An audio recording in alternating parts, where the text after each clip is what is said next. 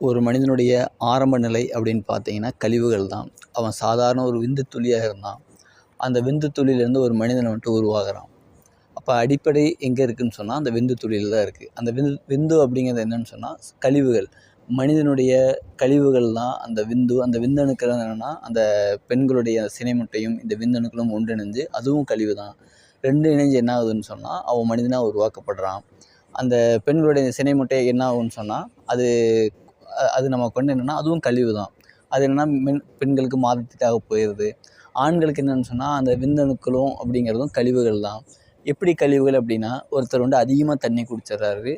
தண்ணி அஜீரணம் ஆகும்பொழுது என்ன ஆகும்னா அதாவது விந்தணுக்களா அதாவது விந்துவாக வெளியாகும். நிறைய பேர் என்ன நினச்சிக்குவாங்க அப்படின்னா, எனக்கு அதிகமாக விந்து விரயமாகுது, இதுக்கு காரணம் என்னவா சொல்லுவாங்க அப்படின்னா, எனக்கு ஏதோ பிரச்சனை இருக்குதுன்னு சொல்லுவாங்க. ஆனால் உண்மை இல்லை.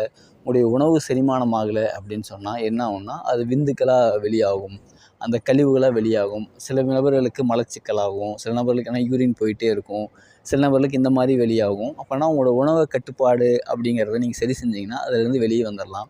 இப்போ நம்ம டாபிக் என்ன அப்படின்னு சொன்னால், மனிதனுடைய வாழ்க்கையில் அடிப்படையாக வர்றது கழிவுகளா அப்படின்னு பார்த்தோன்னா நமக்கு இந்த கேள்வியான பதில் எப்போயே கிடச்சிருக்கும். ஏன் அப்படின்னு சொன்னால் அந்த ஆரம்ப நிலை அதுவாக தான் இருக்குது. இப்போ ஒரு கொசு எடுத்துக்கங்களேன். கொசு அப்படிங்கிறது எங்கே வந்து உருவாக்கப்படுது அப்படின்னு சொன்னால், நம்ம எல்லாத்துக்கும் ஒரு மிகப்பெரிய ஒரு பிரமிப்பான ஒரு விஷயமா இருக்கும். உலகத்தில் எவ்வளவோ கோடிக்கணக்கான பணங்கள் இந்த கொசு அழிக்கிறதுக்காக, இந்த கிருமிகள் அழிக்கிறதுக்காக எவ்வளவோ பணங்கள் செலவிடப்படுது.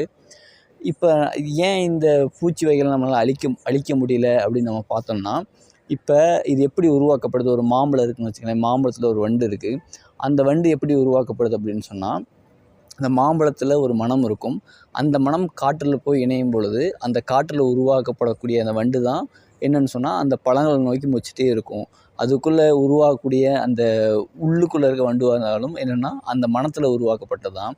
இப்போ இதே அடிப்படையை வச்சு நம்ம வந்துட்டு இதை பார்க்குறோம், கொசுவை பார்க்குறோம். அப்படின்னா கொசு எப்படி உருவாகுதுன்னா, மனிதனுடைய கழிவுகள் இருக்குது பார்த்தீங்களா, அது சாக்கடையாக இருந்தாலும் சரி, எந்த வகையாக கழிவுகளாக இருந்தாலும் அந்த கழிவினுடைய துர்வாடை காற்றில் கலக்கும் பொழுது அந்த துர்வாடையிலிருந்து உருவாக்கப்படக்கூடியதான் நம்ம சொல்லக்கூடிய அந்த ஈக்களாக இருந்தாலும் கொசுக்களாக அதில் உருவாக்கப்படுது.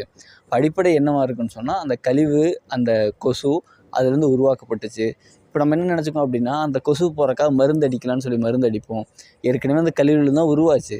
திரும்பவும் நீங்கள் அந்த கழிவு, அந்த புகை, அதாவது அந்த சீமனை புகை இல்லை ஏதோ ஒரு மருந்து தெளிக்கிறீங்கன்னா அதுவும் கழிவு தான். இப்போ என்னென்னா அதில் ஒன்றும் அந்த கொசுக்கள் வாழ ஆரம்பிக்குமே தவிர அதில் வந்துட்டு நீக்கம் பெறாது. அதுக்கு அடிப்படை காரணம் என்ன இருக்குன்னா, அந்த கழிவுகள் நீக்கம் பெறணும். அங்கே இருக்கக்கூடிய கழிவுகள் என்னென்னு சொன்னால் அங்கேருந்து வெளியாக்கப்படணும். அப்போ ஒரு மனிதனுடைய மலம் இருக்குதுன்னு வச்சுங்களேன், அந்த மலத்துடைய துர்வாடையில் ஒரு கொசு அந்த காற்றில் கலந்து ஒரு கொசு உருவாக்கப்பட்டுச்சுன்னா, அப்போ அந்த கொசு என்ன ஆகும்னா அது எங்கேருந்து உருவாச்சோ அதை நோக்கி தான் திரும்ப வரும். அதனால நமக்கு அதிகமாக கொசு கடிக்குது, கொசு தொல்லை ஏன் தாங்க முடியல அப்படின்னு சொன்னால் நம்முடைய கழிவுகள் உருவாக்கப்பட்டதுனால நம்மை நோக்கியே வருது. இப்போ ஒரு ஈ இருக்குதுன்னு வச்சுங்களேன், ஈ எங்கே உட்காரும்? கழிவுகளில் தான் உட்காரும்.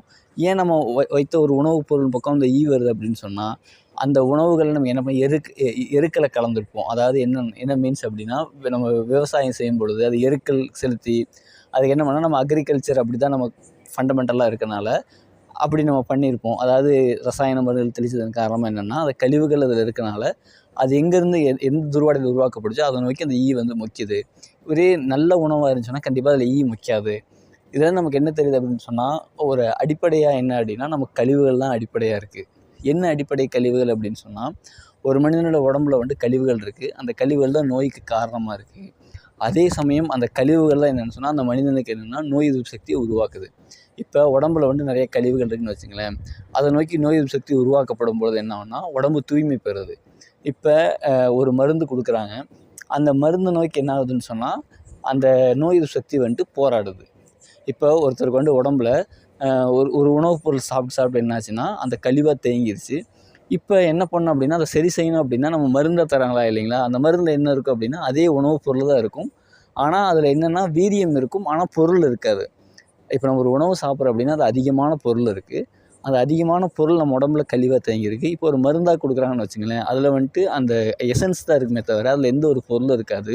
இப்போ நம்ம உடம்புல என்ன கழிவு இருக்கோ அது சார்ந்த ஒரு பொருளை உடம்புல கொடுத்து அப்போ அதற்கு எதிராக நோய் எதிர்ப்பு சக்தியை திரும்ப வச்சு அதை தூய்மைப்படுத்தக்கூடிய முறை தான் என்னன்னு சொன்னால் ஒரு மருத்துவ முறையாக இருக்குன்னு வச்சுங்களேன். ஒரு எடுத்துக்காட்டுக்கு சொல்லிட்டு வரேன். இப்போ இதே போல் மனிதனுடைய வாழ்க்கையில் கழிவுகள் அப்படிங்கிறது ஒரு அத்தியாவசியமான ஒரு நிலை பெறுது. இப்போ ஒருத்தர் ஒரு வியாபாரம் பண்ணுறாருன்னு வச்சுக்கங்களேன், அந்த வியாபார பொருள் விற்கலைன்னா என்ன ஆகும்? கழிவா தான் போகும். இப்போ ஒரு பெண் இருக்காங்க அப்படின்னு சொன்னால், அந்த பெண் வந்துட்டு திருமணமே ஆகலைன்னு வச்சுக்கோங்க.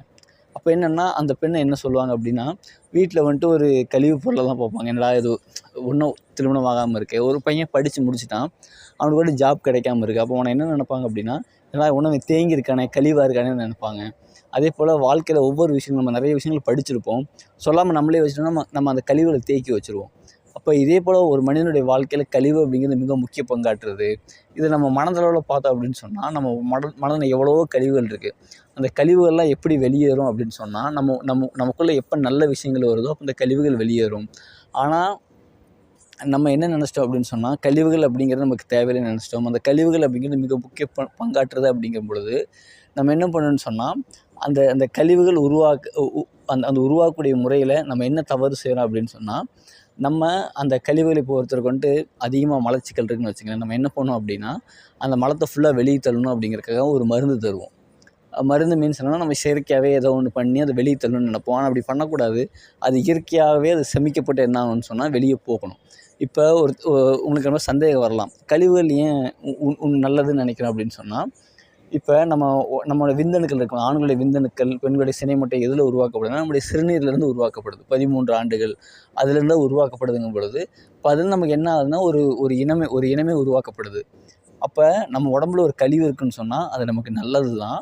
அதுலேருந்து சில சத்துக்கள் பிரிக்கப்பட்டு, அது என்னென்னா நமக்கு பயன் தரதா மாறி, அதிலேருந்து சக்கையாக்கப்பட்டு தான் நமக்கு வெளியாக்கப்படுமே தவிர, நம்ம அவசரப்பட்டு அதை வெளியே தள்ளக்கூடாது. இப்போ வாழ்க்கையில் நம்ம ஒவ்வொருத்தரும் நம்மளோட கழிவாக இருக்குன்னு நீங்கள் நினைக்க வேண்டாம். நான் வந்துட்டு ஒரு வேஸ்ட்டான ஒரு பொருளாக இருக்குன்னு நீங்கள் நினைக்க வேண்டாம். வாழ்க்கையுடைய அடிப்படை அதுதான்.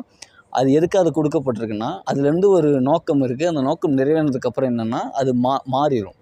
அதாவது என்னோடய வாழ்க்கையில் நான் முன்னேறாமல் இருக்கிறேன், வேஸ்ட்டாக நான் இருக்கிறேனே, என் நேரம் வேஸ்ட் ஆகுது, நான் வேஸ்ட்டாகவே நீங்கள் நினைக்க வேண்டாம். என் உடம்புல நோய் வந்துருச்சே நீங்கள் நினைக்க வேண்டாம்.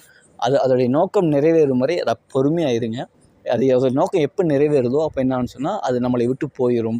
அது ஒரு நோக்கத்துக்காக தான் கொடுக்கப்பட்டிருக்கு. அப்போ அது வாழ்க்கையின் அடிப்படை என்னென்னா வேஸ்ட்டாக தான் இருக்குது. அப்போ அந்த விந்தணுக்கள் அப்படிங்கிறது என்னென்னு சொன்னால், அந்த யூரினில் உருவாக்கப்படும் பொழுது நம்முடைய மலம் இருக்குது பார்த்தீங்களா, அதில் சில சத்துமானங்கள் பிரிக்கப்பட்டு அது ஒரு தேவைக்காக உணவில் பயன்படுத்தப்படும். இப்போ நம்ம இரைப்பில் செரிமாகக்கூடிய உணவு வந்து நம்ம மனதிற்காகவும், குடல்களில் செரிமானமாகிறது நம்முடைய உடலுக்காகவும், அதே போல் என்னென்னு சொன்னால், ஒவ்வொரு செரிமானமும் அந்த மலத்திலிருந்து செரிமானமாகக்கூடியது அது ஒரு சத்துக்காகவும், அது ஒவ்வொன்றுக்கு பிரிக்கப்படும். நம்ம இந்த பொறுமை அப்படிங்கிறது இல்லாமல் நம்ம ஒரு அவசரப்படும் போது என்ன ஆகும்னா, அதோடைய நோக்கம் பூர்த்தி ஆகாமல் அது முழுமையாக செரிக்கப்படாமல் வெளியே தள்ளும் பொழுது நம்ம கல்லீரல் அப்படிங்கிற உறுப்பு பாதிக்கப்படுது. அது தளர்வுகள் ஏற்படுத்தப்படுது. ஏன் தளர்வுகள் ஏற்படுது அப்படின்னா, அது இயற்கையாக அது வெளியேறாமல் செயற்கையாக நம்ம பண்ணும்பொழுது வலுக்கட்டாயம் பிடிச்சி வெளியே தள்ளுறோம். அதேபோல் நம்ம வாழ்க்கையில் என்னென்னு சொன்னால், நம்ம வேஸ்ட்டாக இருக்கிறோம், நம்ம உடம்புல நோய் இருக்குது, நம்ம வாழ்க்கையில் கஷ்டப்படுறோம் அப்படின்னு நீங்கள் நினைக்க வேண்டாம். அது அப்படின்னா என்னென்னா, நம்ம ஒருத்தர் கஷ்டம் தர்றோம், நம்ம கஷ்டப்படுறோம் அப்படின்னா, நம்ம வந்து வேஸ்ட்டாக இருக்கும்னு நீங்கள் நினச்சிட வேண்டாம். அது ஒரு நோக்கத்துக்காக கொடுக்கப்பட்டிருக்கு. அந்த நோக்கம் எப்போ நிறைவேறுமோ அது என்னென்னு சொன்னால், அது நம்மளை விட்டு வெளியேறிடும். நன்றி.